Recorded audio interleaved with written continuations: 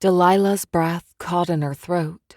Her heart played an upbeat tempo, closer to techno music than its usual rhythm. It rippled through her body, vibrating her very bones. She knew this was going to happen. Well, she didn't know, but she had a feeling. Something was going to happen. The feeling, solid in shape, crept into her mind. She felt the weight of it like a stone as she left the gas station and pulled back onto the road, heading to her cousin's house. They hadn't seen each other in months, but family always came together for baby showers, birthdays, and funerals. The baby shower was bringing everyone out of hiding, even their Aunt Rachel, who had become a recluse after her husband died. When her mother called and told her Rachel was coming, she was excited. It had been years since she'd seen her, and she couldn't wait. Though that feeling had dissipated. All she wanted now was to get out alive. She ducked behind a tree. The distant whistling of her attacker floated closer on the light breeze. Her heart pounded faster. She was smarter than that. She should have been. Why didn't she just keep driving? Keep moving? Why didn't she just drive until she found a more well-lit road? She should never have stopped.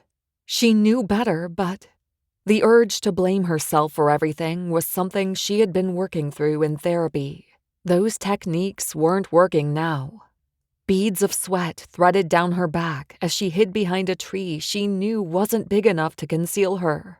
She needed to catch her breath, rest her legs, try to come up with a game plan. But her mind was blank. She couldn't even think of an exit strategy. She didn't know the woods like he did. Now, Delilah. Running around these woods will not get you to where you want to be. Home with your family. Doesn't your cousin have a baby shower tomorrow? You don't come out now, you won't make it. Delilah knew that was a lie. Everything he said up to that point had been a lie.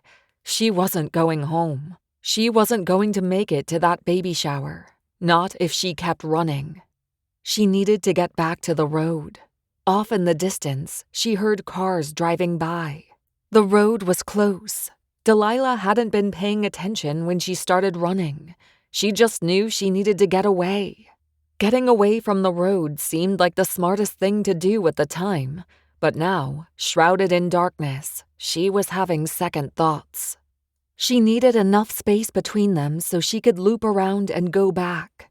Her keys were still in her car. She stayed low to the ground and moved over to another tree. The sound of crunching leaves sent a shiver down her spine. He was always too close. Delilah! Bile rose up her throat, the way he sang her name. Sickeningly sweet, innocent, like a child wanting to get her attention. His voice did not match his actions. Even while running through the forest, she still felt his hands wrapped around her neck, squeezing the breath out of her lungs. The grin on his face became brighter as she started to lose consciousness. He smiled at her as she was fading. He had gotten so much pleasure from it, his dark eyes getting darker and darker, his smile growing wider as she closed her eyes. A loud car door slamming got both of their attention. Delilah had opened her eyes, and he had looked behind him. It was the perfect opportunity.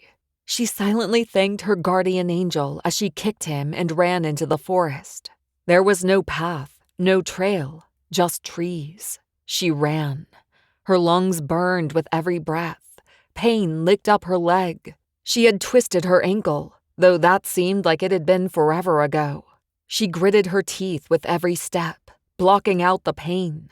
If he caught her, the pain would be much worse. She ducked behind a larger tree, resting her head against it to catch her breath. Delilah, I know you're still here. You can't get out. You'll never make it past me.